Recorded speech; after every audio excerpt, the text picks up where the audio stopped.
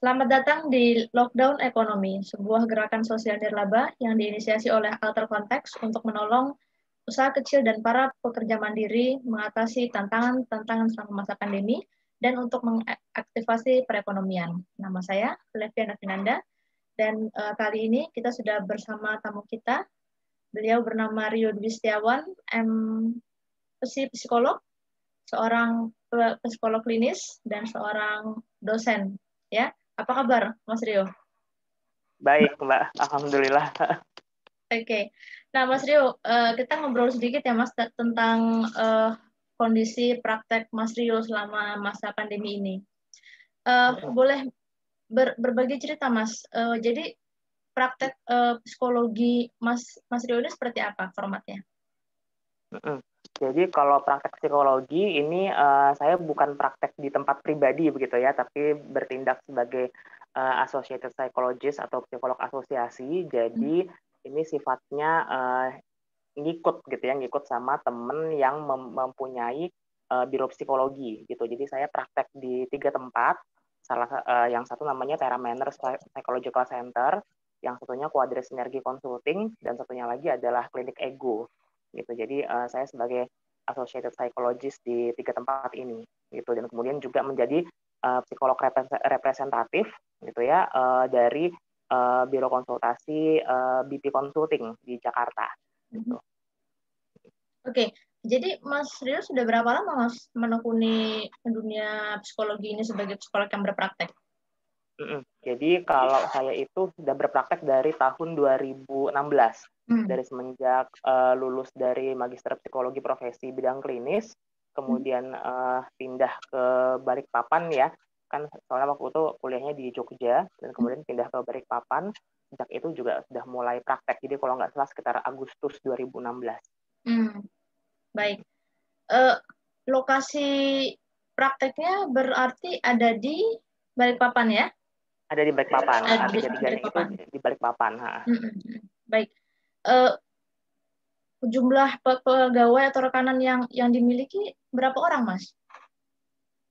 Kalau misalnya terkait sama tempat prakteknya ya, jadinya biasanya tenaga administrasi 1 orang itu aja.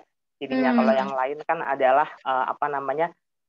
saya dan rekan-rekan yang lain yang sesama psikolog itu kan sebagai psikolog asosiasi gitu ya jadinya. Jadi kalau di tiap tempat sih tahu saya ada 1 orang tenaga administrasi jadinya. Oke. Nah, ini sekarang terkait sama kondisi lockdown nih, Mas. Bulan Maret di Indonesia kita sempat lockdown ya. Nah, ketika terjadi lockdown, strategi seperti apa yang Mas Rio lakukan untuk menghadapi kondisi itu ketika prakteknya Mas Rio mulai terdampak?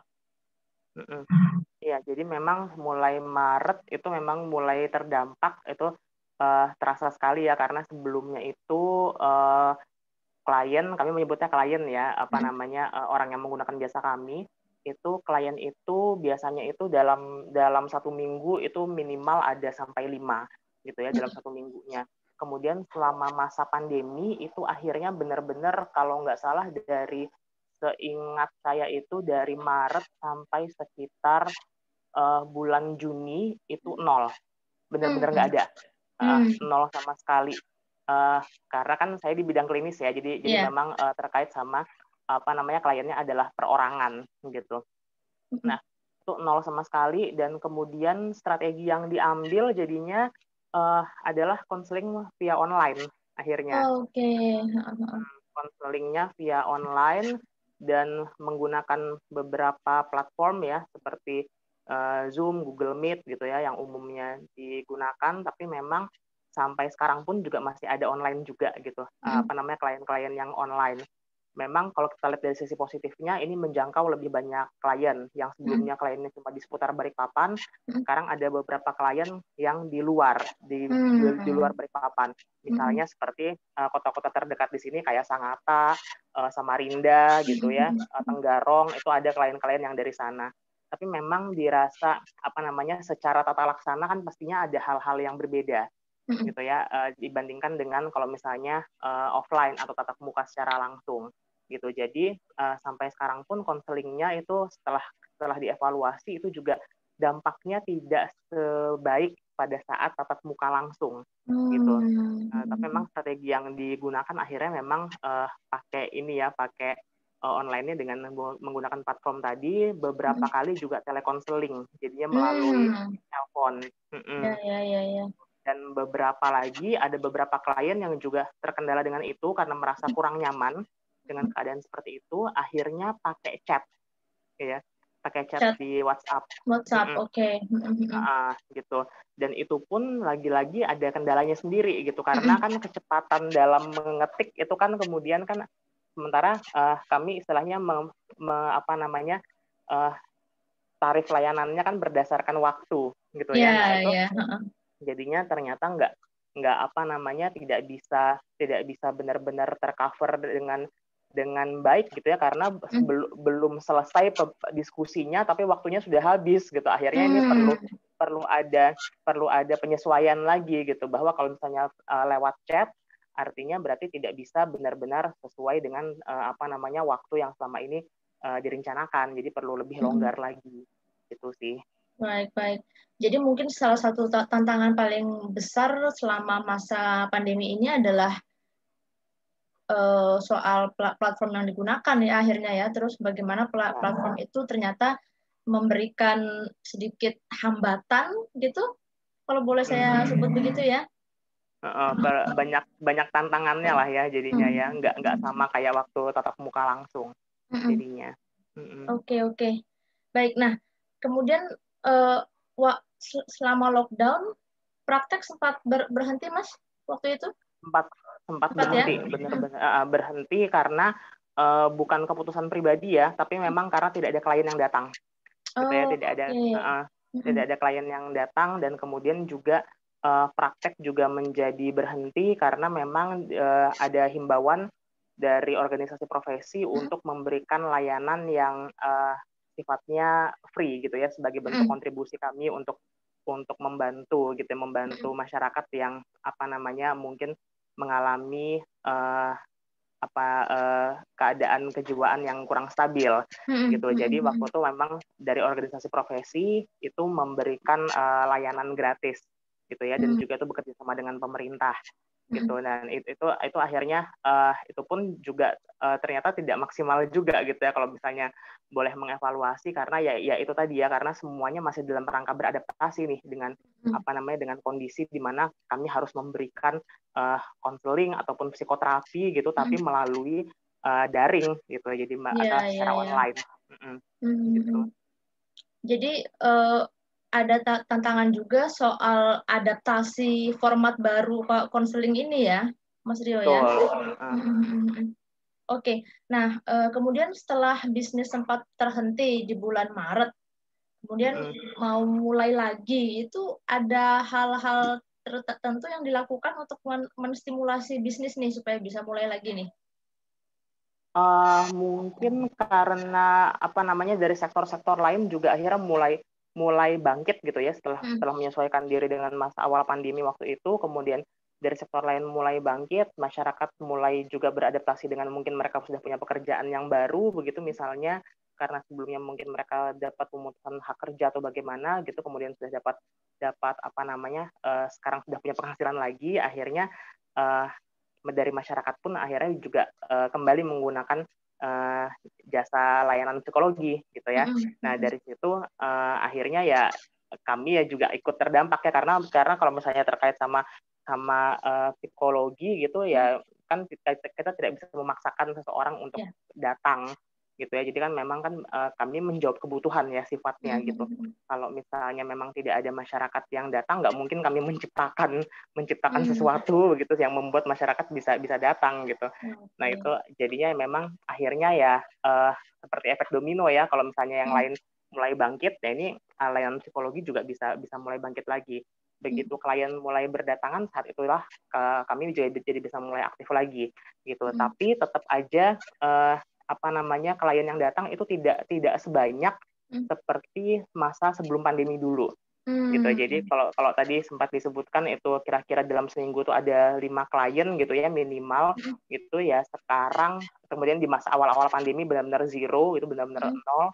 Nah, sekarang itu ya lumayan ada 2 lah, 1 atau 2 gitu selama 1 minggu sekali gitu. Jadi itu bahkan sudah dibantu dengan yang online gitu ya, bahkan ada yang online pun tetap aja segitu gitu jumlah kliennya memang banyak berkurang jadinya. Betul. Oke. Nah, kemudian kalau Mas Rio mengevaluasi ya dari ketika bisnis mulai berjalan lagi ini. Nah, strategi apa nih yang kira-kira yang berhasil untuk menstimulasi kembali praktek gitu, dan strategi mana yang kurang berhasil, Mas, kira-kira? Strategi yang berhasil yang berhasil pastinya pada saat kita mulai beradaptasi dengan mau menggunakan gitu ya, mau menggunakan secara online, karena terus terang sampai sekarang beberapa rekan-rekan psikolog klinis pun itu masih kagok gitu ya, dan masih belum bisa dan belum mau gitu ya, kalaupun udah berhasil menguasai tapi masih belum mau untuk memberikan konseling secara online, karena biar bagaimanapun feel-nya beda gitu ya. Nah itu akhirnya mungkin kalau bisa dibilang strategi yang berhasil, akhirnya begitu sudah mau bergerak ke arah sana, membiasakan diri untuk melakukan konseling secara online, itu jadinya membantu, itu jadi bentuk strategi yang berhasil gitu.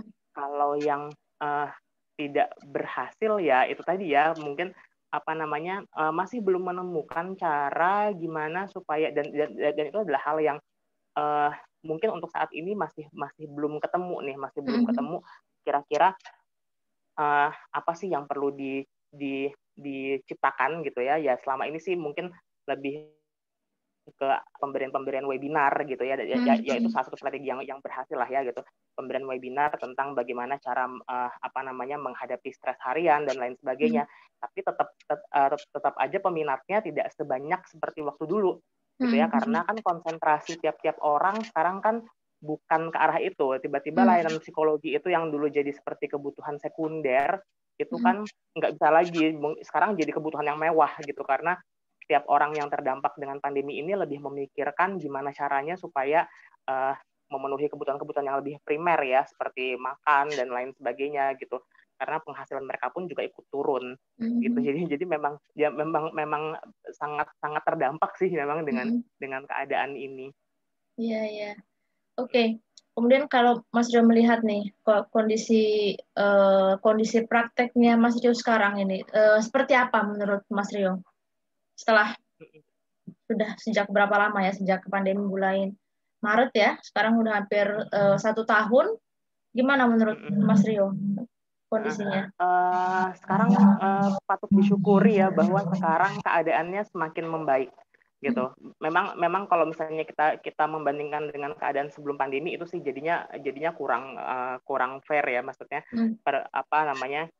tidak pas gitu kalau dibandingkan dengan itu. Tapi kalau misalnya kita bandingkan dengan awal-awal pandemi sampai sekarang, itu semakin membaik sih. Tapi ya tetap aja gitu ya, kalau misalnya kita bicara soal, karena kan dengan menangani klien, menambah jam terbang kami, otomatis kan kompetensi itu kan juga semakin bertambah ya, kalau misalnya pengalamannya banyak. Ini ya jadinya jadi lebih terbatas dibandingkan yang dulu.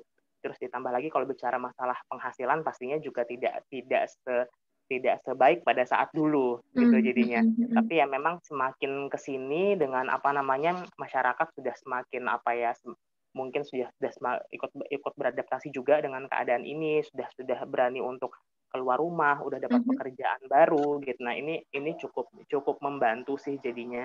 Jadi ya semakin membaik sih Mbak sebenarnya. Membaik ya. Oke. Iya. Kalau prediksi ke bulan-bulan berikutnya nih Mas, gimana kira-kira? Prediksi ke bulan-bulan berikutnya kayaknya ini di tengah situasi yang nggak pasti kayak gini, lebih baik dijalani aja gitu, karena agak-agak takut sih memprediksi, karena takutnya ntar jadi kegeeran, karena kan seperti yang kita tahu gelombangnya kan naik turun gitu ya. Jadi nanti yang positif itu berkurang, nanti kemudian setelah agak-agak dilonggarkan tiba-tiba jadi banyak lagi gitu. Akhirnya kan dia terus naik turun gitu. Sepertinya sih kalau misalnya mungkin agak-agak berani memprediksikan, kayaknya sih keadaan sekarang ini udah ya udah yang terbaik udah sekarang aja, jadinya nggak kayaknya bakal agak sulit untuk berharap bakal lebih baik lagi atau sebaik yang dulu gitu sih. Oke. Nah, ini mungkin pertanyaan terakhir nih Mas Rio. Kalau Mas Rio boleh meminta gitu ya, boleh berharap ketiga bantuan nih untuk saat ini tuh kira-kira apa Mas yang paling diperlukan untuk memacu kembali bisnis praktek psikologi Mas Rio?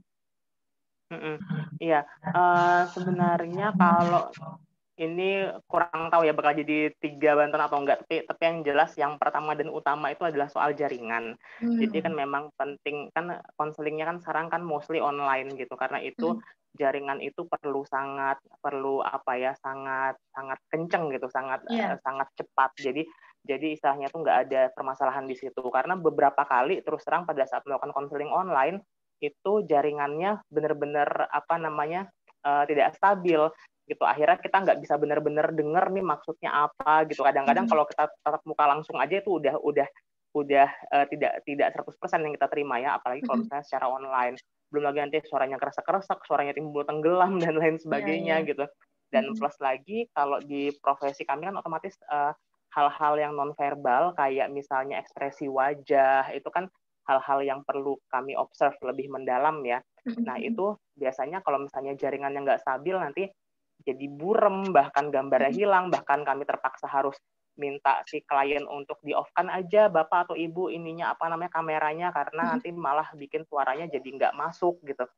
Itu akhirnya hilang sama sekali, kayak ngomong sama tembok, jadinya nggak tahu tuh orang bereaksi seperti apa. Itu hal-hal yang akhirnya bahkan kan bentuk ekspresi kami itu kan juga salah satu pendekatan terapeutik sebenarnya ya, untuk memperlihatkan bahwa kami peduli dengan kondisinya. Itu kan tidak bisa hanya secara verbal tapi juga secara non verbal. Berarti dari sananya pun dari kliennya pun penerimaannya perlu baik supaya kita bisa supaya bisa melihat ekspresi kami misalnya. Nah itu kadang-kadang hal-hal itu terkendala sekali gitu. Jadi yang pertama soal jaringan itu Mbak. Kemudian yang kedua mungkin soal platform ya, karena akhirnya memang platform-platform yang digunakan itu juga ada yang terbatas waktu gitu ya, kalau misalnya kita tidak berlangganan secara penuh ya. Jadi otomatis memang ini cukup jadi penghalang, kecuali memang kalau misalnya kami bisa berlangganan secara penuh itu mungkin, tapi sekarang perlu dipikirkan juga kalau berlangganan secara penuh kira-kira bakal terpakai terus atau enggak ya gitu. Nah itu juga jadi pertimbangan, karena bisa jadi udah terlanjur langganan ternyata jumlah kliennya turun lagi. Nah itu kan akhirnya jadi tidak terpakai gitu. Kemudian yang ketiga mungkin soal penguasaan teknologi ya, jadinya akhirnya ke arah sana gitu. Jadi perlu sekali sampai sekarang itu akhirnya untuk menguasai penggunaan berbagai platform ini dengan sampai tingkat yang cukup cakap gitu ya untuk menggunakannya, itu sampai cari-cari tutorial di YouTube gitu ya, gimana sih cara memaksimalkan platform A, cara memaksimalkan platform B seperti itu akhirnya benar-benar perlu cari-cari di YouTube, dan terkadang juga tanya-tanya ke teman-teman gitu. Jadi memang peningkatan keterampilan ini, dan kemudian juga akhirnya jadi agak-agak setengah-setengah orang teknik nih, gimana caranya supaya misalnya yang gampangnya aja, gimana caranya supaya si musik relaksasi ini masuk pada saat kita sedang memberikan relaksasi kepada seorang klien gitu. Nah ini kan terkadang kan penerimaannya kan nggak stabil di sana, suara kita aja nggak stabil, apalagi musik relaksasi yang kita putar gitu. Akhirnya ini juga sedikit banyak hal-hal yang kecil-kecil kayak gitu tuh jadi kendala ya kalau kita nggak benar-benar menguasai penggunaannya si platform ini. Itu sih kalau bisa dibilang tiga hal yang ini. Mungkin kalau tambahan ya pengennya segera pulih semuanya gitu supaya bisa seperti sedia kala lagi. Betul itu harapan kita semua ya. Jadi kalau boleh saya rangkum ya, kurang lebih bantuan yang paling dibutuhkan saat ini semuanya cukup teknis Mas ya, terkait jaringan, terkait skill untuk memanfaatkan banyak platform yang berbeda ini gitu ya. Jadi banyak dan butuh banyak penyesuaian diri ya dengan kondisi yang baru ini. Oke, Mas Rio, terakhir lagi sekali nih Mas, kalau boleh mungkin boleh memberikan penutup mungkin atau pesan kepada mungkin nanti ada klien yang menonton atau teman-teman lain yang menonton atau sesama psikolog yang menonton, apa kira-kira nih Mas? Kalau ada pesan nggak untuk para penonton di luar sana? Iya, iya, di tengah situasi yang seperti ini memang akhirnya kita perlu beradaptasi ya, perlu beradaptasi dengan hal-hal yang seperti ini. Ya, memang perlu dinikmati prosesnya, benar-benar dihayati apa yang menjadi kesulitan-kesulitan kita supaya kita benar-benar kenal dan benar-benar tahu batas kemampuan kita sampai mana, apa yang bisa diusahakan, hal-hal seperti itu. Jadi tidak apa namanya mungkin kalau misalnya kita terus mengeluh terus menerus mengisi hari-hari dengan keluhan tuh bakal semakin menyulitkan hidup gitu ya. Jadi memang perlu untuk terus beradaptasi sih, itu Terus beradaptasi. kuncinya ada di situ. Gitu. Baik Mas Rio, dengan demikian berakhir pula sesi wawancara kita hari ini dengan Mas Rio. Terima kasih banyak sudah bergabung Mas Rio di Lockdown Ekonomi Indonesia. Terima kasih banyak. Dan terima kasih juga untuk semua yang sudah menonton. Saya mengundang Anda untuk memberikan like pada video ini dan juga subscribe pada channel Alter Context ya. Dan jika ingin menghubungi Mas Rio atau mau menghubungi praktek psikologi Mas Rio, bisa menghubungi juga tautan yang tersedia di deskripsi video di bawah ini. Dan stay tune karena pada minggu-minggu berikutnya kami akan mengundang lebih banyak lagi para penggiat UKM dan para pekerja mandiri seperti Mas Rio. Terima kasih, sampai jumpa.